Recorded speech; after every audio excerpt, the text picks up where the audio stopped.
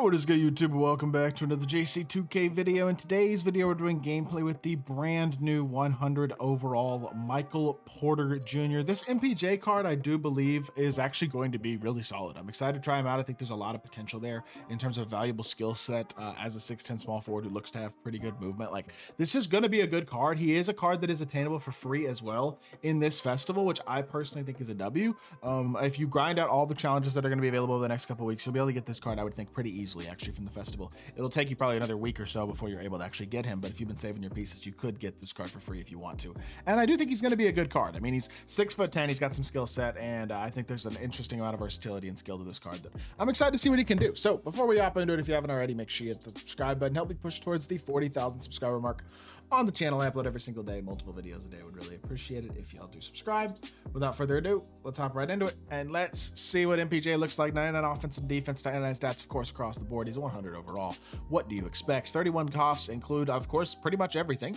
I mean, he has gold on ball menace, which obviously is not ideal in the slightest, as well as movable enforcer, challenger, rise up. Those three badges as well. Like, I feel like those are the four that I'd really want to find on Hoff, especially on ball, immovable, and challenger. Those three badges need to be added on Hoff to this card in order to truly maximize what he can be, in my personal opinion. So I'd recommend adding those if you are going to get this card. I think without them, he's a little bit worse. Now, he's still usable for sure, but the gold on ball menace will be annoying in isolation at times and stuff. So that being said, he is a 6'10 small forward who's got pretty solid movement. I mean, he's got Kimba escape, Trey behind the back. The problem with the card, though, is in all honesty, D-book dribble style, as well as a horrid Rafer Alston size up, is not what people are looking for when it comes to animations. So yes, he's got a behind the back. Yes, he's got a really nice jumper. Yes, he's got a good escape. So there is some stuff to work with there. I'm not disagreeing with that, but I'm also not going to sit here and say that this card's an incredible card. He's not a dominant, like, he's not going to be dominant getting downhill with that Booker dribble style. I would say Booker at this point is a fine but not great dribble style. Early in the year, I liked it a lot when there weren't good dribble styles on anybody, but at this point, it's probably one of the worst dribble styles that 2K puts on cards. So not a huge fan of that aspect. I do still think he's a good card, but I will be completely honest. Galaxy Opal Robert Horry is 15 Galaxy Opal tokens. He's not that much worse than this MPJ card. Tyrus Thomas from last festival, same story. You got free, or not free, but attainable small forwards like a Michael Beasley, like a Vladimir Radmanovic that are going to be not that much worse than this card. I just think for 3,500 overall pieces, which I think is how much he costs, is he a good card? Yes. Would you be better off using those pieces elsewhere?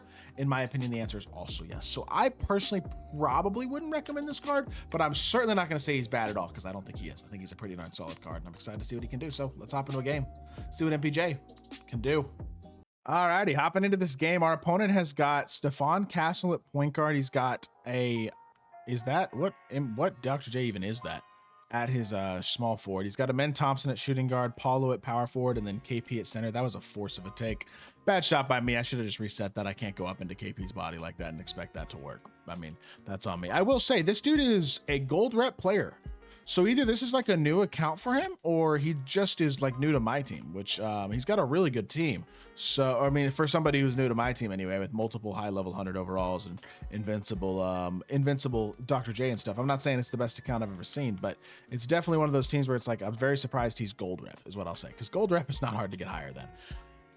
Unfortunate miss right there, but that's okay. We got ourselves a 2-0 or a 0-0 game. I should have greened that one. It's on me. I just miss the Pro 2 sometimes. It is what it is. Let's play some good defense here. I don't really think I want to switch this. And you know what? I probably should have switched it because I didn't step out on that 3 at all, and it was kind of wide open. But you know what? It works out. He didn't score, so I'm fine with it. Behind the back here, got him. He's not going to click on and step up. That being both contested and like as slow as it felt is not great. I'm gonna be totally honest. That did not feel super fast. This is not a park jumper. It is a good shot, but I am not going to say that it is a elite jump shot by any means. I definitely do not think that is the case, especially after seeing that animation right there. So that's obviously not ideal. This box out here should be, bro. I mean, you're 7'4". Is it that hard? I don't know. Maybe it is that hard, but it doesn't seem like it should be that hard. You're 7'4". You shouldn't be getting out rebounded by the 6'7" point guard. Not a bad shot right there, but he misses it. And let's push the ball in transition here. Throw it over to Paul George. Now to the corner to MPJ. And again, I think I'll just go corner this time, and I intentionally stick fade again. And that one I do agree. There you go. Much better. Knock it down. We'll take it. And we got ourselves a 3-0 lead. Finally got on the board with MPJ. Only took us about 2 minutes, so at least we got there eventually. Go onto the screen here. Yo, what am I doing defensively? I like fat fingered. I didn't click on to Ben, and I was like way too low with Mark Eaton. So I don't know what I was thinking there. But again, downhill drive into a reset. Let's get the offense flowing. We'll drive the ball as best we can this time and see what comes open. We got a little bit of a size mismatch this time, and he actually played that really well. I think Tim might get to 2-3 seconds. He did not. Stop. I'm shooting that. I think I greened that. Oh my goodness, he flew right by. He jumped early and flew by me, and we knocked it down. That's a huge shot right there. Really nice to see. I like what I'm seeing so far, man. I really do. Stay low here. Go under. He's just gonna shoot the fade every time, and I'm giving it up. To be fair, I don't blame him. It's wide open every time. I would shoot it too. I'm not playing defense really. Behind the back into that D-book push cross. That's right there. That's D-book as well with Paul George. It's not nearly as good as Garland, of course, but it can create some space and get you downhill and stuff like that at times. And again, it kind of has a halfway burst as well, as y'all saw right there. It's not Garland dribble styles burst by any means, but it's not the worst in the game. It just is a limiting factor at this point in the year, though, with this many elite level cards and cards who literally every single card does pretty much everything well. That's obviously not going to be a dribble style that's going to be a huge recipe for massive success at this point in the year. Nice smooth jumper, should be green, and I missed it again slightly late on the push timing that time. That's on me. I could feel it too. I tried to slow it down a little bit because the jumper's not unbelievably fast, and I missed it. I could feel it. It was a little bit late. That's my bad. I slowed it down too much. We'll switch this here if we can again. Now we're gonna jump, and I'm just off. Just like not switching it right. I should have stepped higher with PG manually so that I didn't have to click on late and jump to contest, and I didn't get the contest because, again, it's kind of my fault. Go middle, stop and pop. He's not going to jump in time. This should be green. There you go. Good shot, MPJ. Like I said, I don't think the jumper is this ridiculously elite park shot, but I also think it's a very nice jumper. Like, I think this jumper would be really, really good. And if this card moved a little better, I'd really probably be gassing him. Now, as is, I still do think he's good. I don't love the gold on-ball menace, and especially as an unsellable card, I'd really like that to be Hoff. I should probably guard a Stefan Castle fade. That's literally all he shot all game, and I just keep giving it up because I don't really care, apparently. But yeah, that's the impression I'm getting so far for sure, is that this card is like gonna do good things, and he's one of the better small forwards, and I'd say he's on the level of some of your other 100 overall small forwards, guys like Paulo, guys like Weber, especially if he does have those badges added, a movable and challenger, and especially on ball menace. If he gets those 3 badges added on him, I don't see why he's not the level of those other good 100 overall small forwards.